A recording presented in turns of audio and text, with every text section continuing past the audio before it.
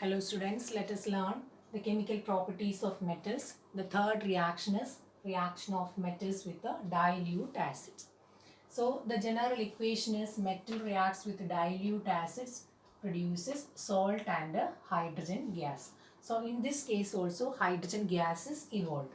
So consider these four examples: magnesium, aluminium, zinc and iron.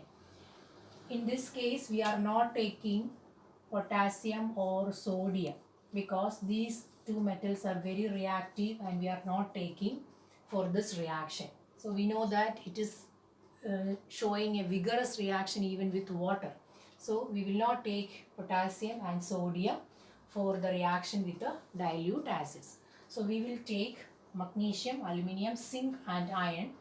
So in these cases we can see chloride salts will be formed. Since dilute hydrochloric acid is used, we will see there is chloride salts. So magnesium chloride, aluminium chloride, zinc chloride and iron chloride. So MgCl2, AlCl3, ZnCl2 and FeCl2. Chloride salts will be formed and hydrogen gas also will be evolved.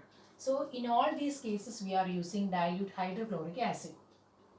But if we are using HNO3 or nitric acid, if we are using nitric acid instead of hydrochloric acid, we cannot expect hydrogen gas evolution. So we cannot expect hydrogen gas evolution.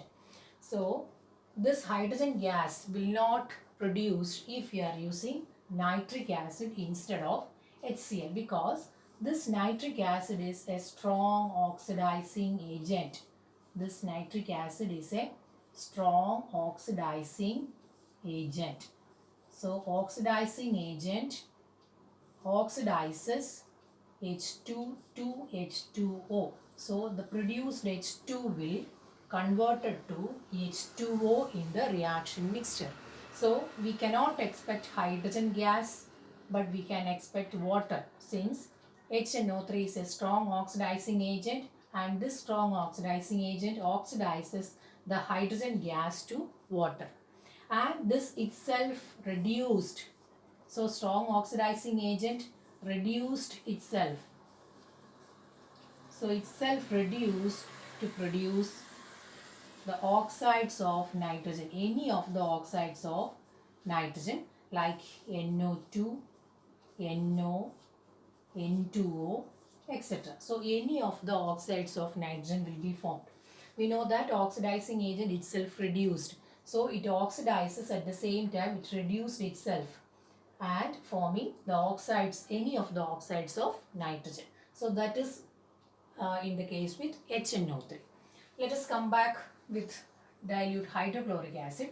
In this case we can see bubbles of hydrogen gas formed. So lots of bubbles, formation of lots of bubbles in the case of magnesium. And in the case of aluminium also we can expect the formation of bubbles, but the amount of hydrogen gas or the bubbles will be less than in the case with magnesium.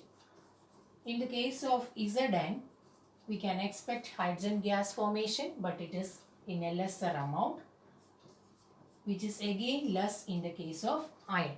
So more a bubble formation is in the case of magnesium, then with aluminium, then with zinc and then with iron. So that is the order. So we can write the order for the formation of bubbles, that is magnesium greater than aluminium greater than zinc greater than iron. So we can say the lots of formation of bubbles in the case of magnesium, then aluminium, then zinc and then iron.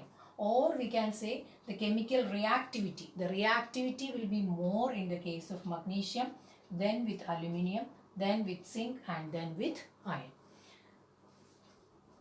But in the case of copper, silver and gold, so this will not react with the acids. We cannot expect any reaction with the acids. So copper, silver and gold, they are very less reactive and they will not have any reaction with the acids.